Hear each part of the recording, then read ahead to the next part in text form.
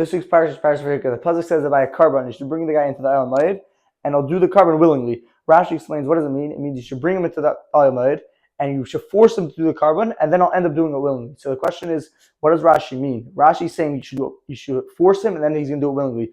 Willingly and forcing, it's two opposite stuff. So there's two answers to this. The first answer is that, what does it mean when Rashi says you should force him, and then he's going to do it willingly? It means just like by a get, a guy doesn't want to give a get. You're not allowed to force someone to give a get. But what happens? Bezdin, we say that Bezdin is able to force him. Why? Because deep down the guy wants to give the get.